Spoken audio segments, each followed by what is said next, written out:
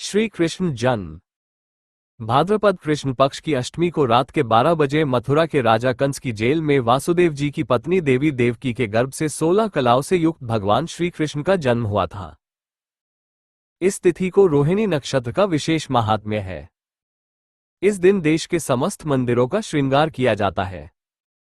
कृष्णावतार के उपलक्ष्य में झांकियां सजाई जाती है। भगवान कृष्ण का श्रृंगार करके झूला सजाया जाता है। स्त्री पुरुष रात के 12 बजे तक व्रत रखते हैं। रात को 12 बजे शंख तथा घंटों की आवाज से श्री कृष्ण की जन्म की खबर चारों दिशाओं में गूंज उठती है। भगवान श्री कृष्ण की आरती उतारी जाती है और प्रसाद वितरण किया जाता है। प्रसाद ग्रहण कर व्रत को खोला जाता है। कथा। द्वापर युग में पृथ्वी पर राक्षसों के अत्याचार बढ़ने लगे। पृथ्वी गाय का रूप धारण कर अपनी कथा सुनाने के लिए तथा उद्धार के लिए ब्रह्माजी के पास गई। ब्रह्माजी सब देवताओं को साथ लेकर पृथ्वी को विष्णु के पास क्षीर सागर ले गए।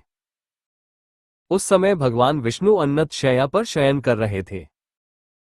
स्तुति करने पर भगवान की निद्रा भंग हो गई। भगवान ने ब्रह्मा एवं सब देवताओं को देखकर उनके आने का कारण पूछा तो पृथ्वी बोली, भगवान मैं पाप के बोझ से दबी जा रही हूं, मेरा उद्धार कीजिए।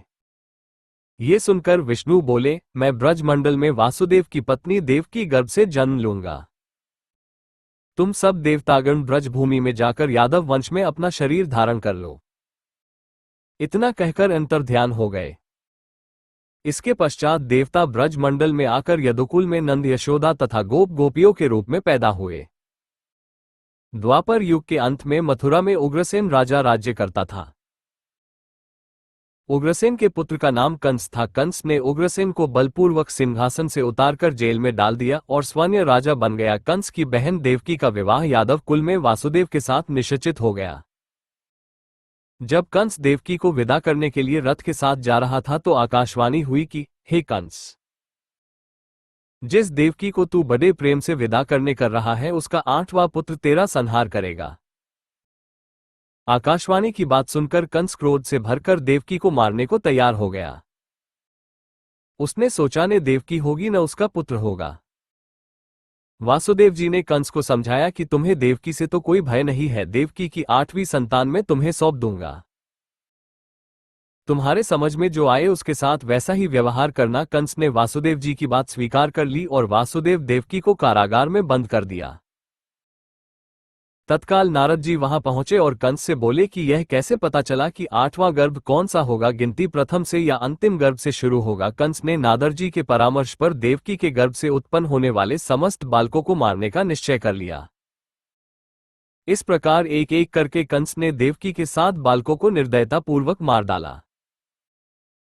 भाद्रपद के कृष्ण पक्ष की अष्टमी को रोहिणी नक्षत्र में श्री कृष्ण का जन्म हुआ। उनके जन्म लेते ही जेल ही कोठरी में प्रकाश फैल गया। वासुदेव देवकी के सामने शंख, चक्र, गदा एवं पद्मधारी चतुर्भुज भगवान ने अपना रूप प्रकट कर कहा, अब मैं बालक का रूप धारण करता हूं, तुम मुझे तत्काल गोकुल में नंद के यहां पहुंचा दो और उनकी अभी अभी जन्मी कन्या को लाकर कंस को सौंप दो। तत्काल वासुदेव जी की हथकड़ियां खुल गई। दरवाजे अपने आप खुल गए। पहरेदार सो गए। वासुदेव कृष्ण को सूप में रखकर गोकुल को चल दिए। रास्ते में यमुना श्री कृष्ण के चरणों को स्पर्श करने के लिए बढ़ने लगी। भगवान ने अपने पैर लटका दिए। चरण छूने के बाद यमुना घट गई। वासुदेव यमुना पार कर गोकुल में नंद के यहाँ गए। बालक कृष्ण को यशोदा जी की बगल में सुलाकर कन्या को लेकर वापस कंस के कारागार में आ गए। जेल के दरवाजे पूर्ववत बंद हो गए। वासुदेव जी के हाथों में हथकड़ियां पड़ गई। पहरेदार जाग गए। कन्या के रोने पर कंस को खबर दी गई।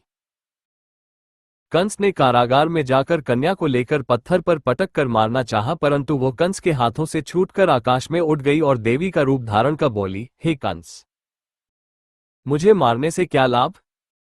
तेरा शत्रु तो गोकुल में पहुंच चुका है। ये दृश्य देखकर कंस हतप्रभ और व्याकुल हो गया। कंस ने श्री कृष्ण को मारने के लिए अनेक दैत्य भेजे। श्री कृष्ण ने अपनी अलौकिक माया से सारे दैत्यों को मार डाला।